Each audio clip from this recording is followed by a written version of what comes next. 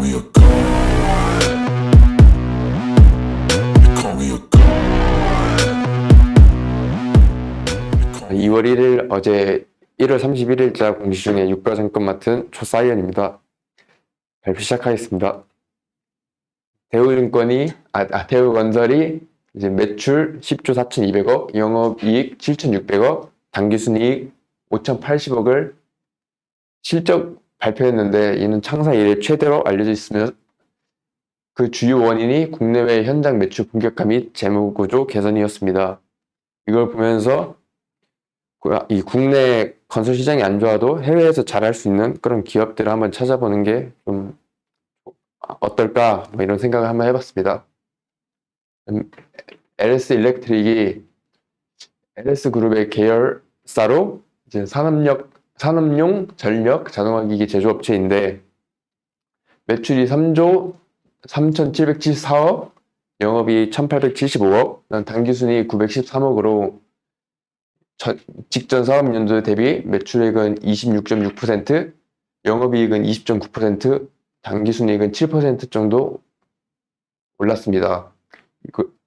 이걸 보면서 이제 이 LS 일렉트릭이 인프라 쪽에 좀 특화되어 있는데 이 인프라 관련 사업을 하는 그런 기업들을 조금 보면 어떨까 뭐 이런 생각을 해봤습니다.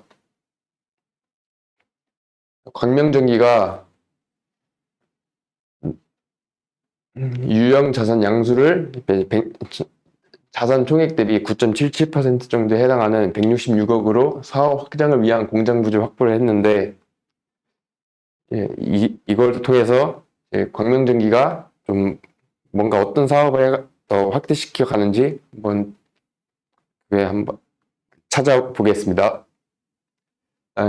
효성 TNC가 매출액이 8조 8,827억, 영업이익 1,236억, 당기순이익이 180억으로 전년 대비해서 거의 매출액은 3.3% 늘었으나 영업이익이나 당기순이익이 거의 90%에서 98% 정도 낮아진 그런 결과를 보여줬습니다. 이 주요 원인이 글로벌 경기 침체와 이제 중국의 봉쇄 정책 등에 따른 수요 감소, 그다음에 스판데스의 수익성 하락 이런 것들이었는데 이걸 보면서 어느 정도 이제 이게 반영된 게 아닐까, 이젠 좋아질 일만 남지 않았을까 이런 생각을 한번 해봤습니다. 네, 감사합니다. 네, 1월 31일 코스닥 공시 정리 맡은 이원진입니다.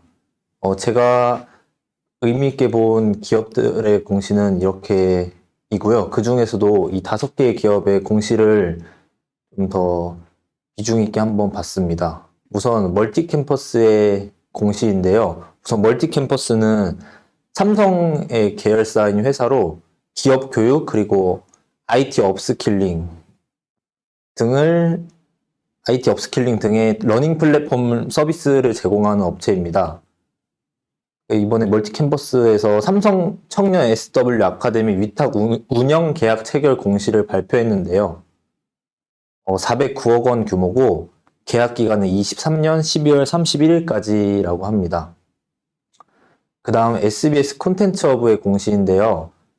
디즈니의 SBS 드라마 한 편 공급 계약 공시를 발표했습니다. SBS 콘텐츠허브는 방송 콘텐츠와 미디어 그리고 광고, MD 사업을 영위하고 있는데요.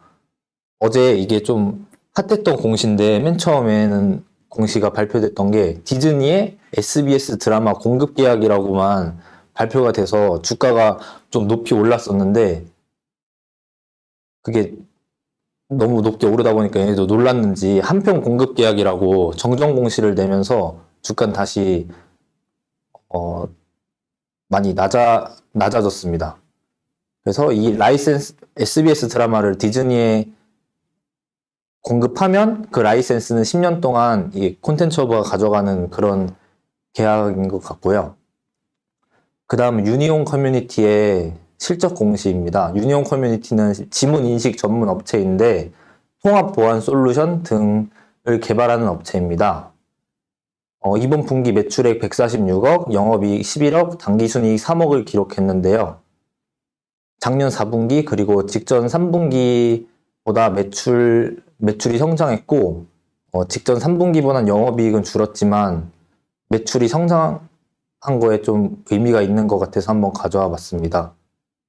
매출이 증가한 이유는 국내 수주 매출건이 증가해서 매출이 증가한 걸로 보이고요. 그리고 해외 매출도 소폭 상승했고 국내 매출 상승 영향으로 영업이익도 증가했다 합니다.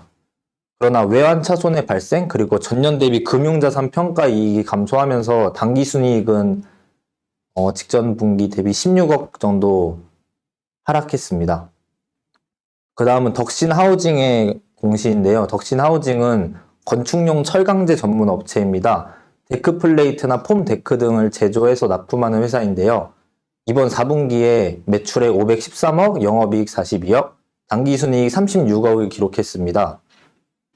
직전 3분기 그리고 작년 4분기보다 매출이 증가했고 영업이익은 직전 분기에 못 미치지만 그래도 작년 4분기에 비하면 약 한 두세 배 정도 올랐고 당기순이익이 꽤 큰 폭으로 올랐습니다. 판매 단가 상승으로 인한 매출 상승 영향이라고 발표했습니다. 네, 그럼 코스닥 공시 정리 발표 마치겠습니다. 감사합니다. 네, 1월 31일 코넥스 공시 발표를 시작하겠습니다. 저는 노브 메타 파마 그리고 마이크로 NX의 공시를 가져와 봤는데요. 우선 노브 메타 파마라는 회사는 대사질환과 관련한 신약을 개발하는 기업인데요. 복막 섬유증의 예방, 개선 또는 치료 효과가 있는 물질의 특허를 취득했다는 공시를 발표했습니다. 여기 복막투석이란 게 다른 뭐 투석 그런 치료법보다는 생존율이 높이는 좋은 치료법인데 심각한 합병증이 복막 섬유증을 동반하는 점에서 좀 문제가 있었는데요. 이런 복막 섬유증을 예방, 개선하는 물질의 특허를 취득했다는 점에서 뭔가 나중에 관련한 뭐 약이나 그런 걸 개발하면 좀 좋은 주목을 많이 받지 않을까 해서 한번 가져와 봤습니다. 그 다음 마이크로 NX의 공시인데요. 우선 마이크로 NX는 치과용 의료기기를 개발하고 제조하는 회사입니다. 상환 전환 우선주 69,080주를 보통주로 전환하는 공시를 냈는데 이게 상환 전환 우선주를 보통주로 전환하는 게 IPO를 앞둔 스타트업 회사에서 자주 일어나는 일이라고 합니다. 코넥스 시장에서는 상환 전환 우선주가 자본으로 분류되는데 상장 이후에는 이 상환 전환 우선주를 금융부채로 전환해야 하는 걸로 알고 있거든요. 그래서 이게 뭐 투자자 입장에서 그리고 회사 입장에서도 좋지 않은 거니까 투자자하고 회사가 협의를 해서 이 상환 우선주를 보통주로 전환하는 일이 많다고 합니다.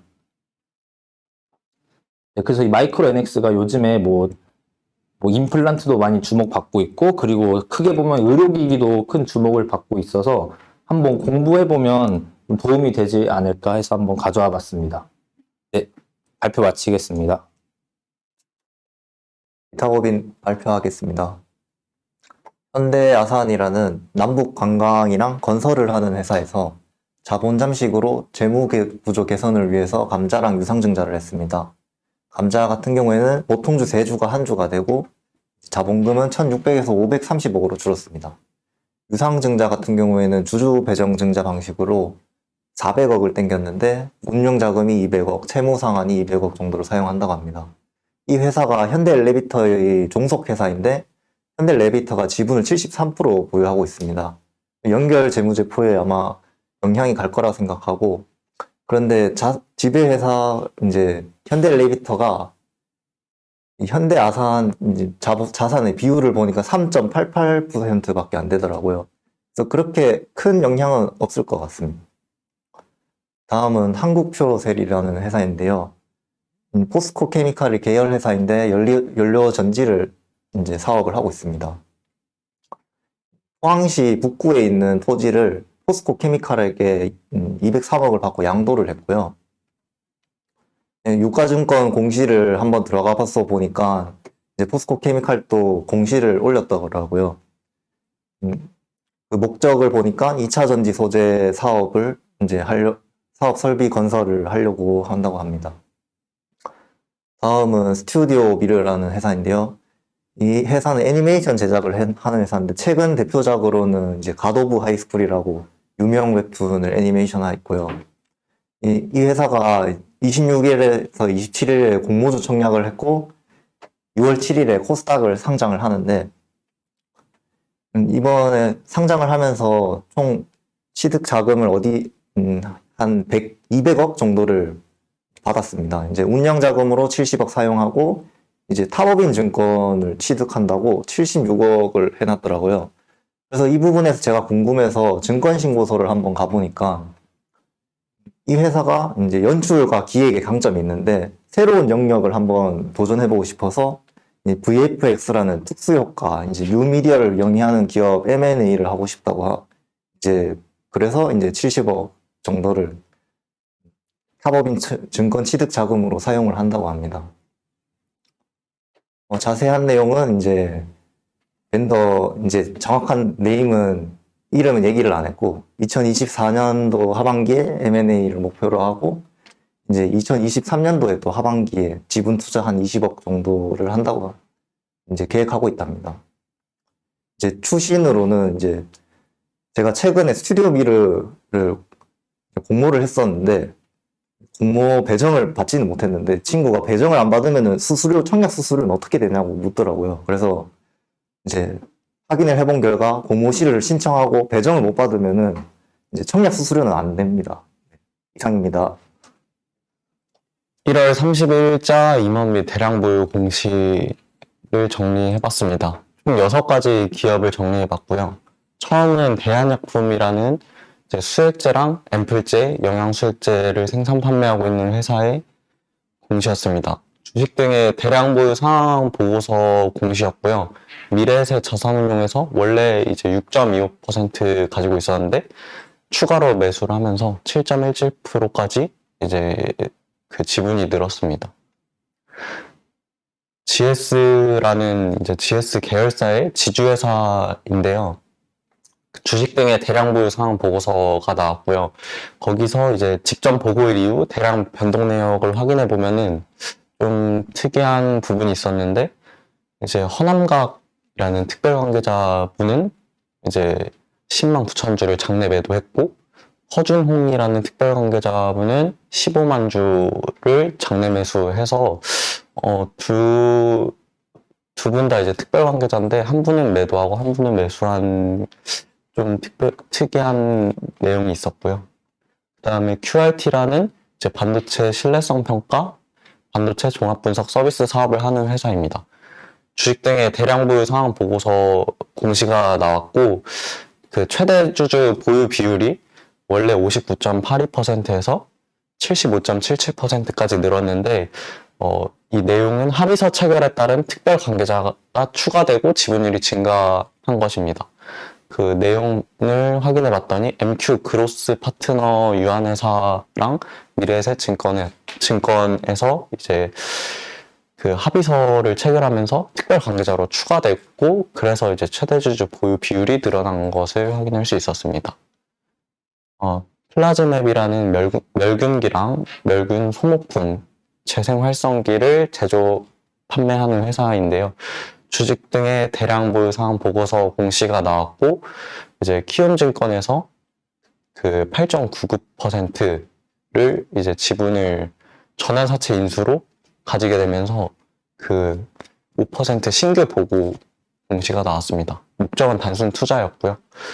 그 다음으로는 유니슨이라는 풍력사업이랑 타워사업을 하고 있는 회사의 임원 주주주 특정증권 등 소유사항 보고서입니다. 그 아네모이라는 회사에서 전환사채권을 가지고 있는데 이게 행사 가액이 조정이 3번 됐더라고요. 그래서 지분이 더 늘어난 상황입니다. 마지막으로 이제 젠백스라는 반도체 및 디스플레이용 코팅 레진 필터를 제조 판매하고 있는 회사인데 임원 주요 주주 특정 증권 등 소유사항 보고서가 나왔습니다. 좀 이제 이거는 좀 궁금해서 가져왔는데 김상재라는 대표이사님이 그 주식을 차입을 하면서 이제 지분이 늘어났는데 주식 차입을 왜 했을까라는 의문이 들어서 가져와 봤습니다. 네, 발표 이상입니다. Look me in the eye and you'll see no hesitation. About to get real messy. I'll put you in a grade 16.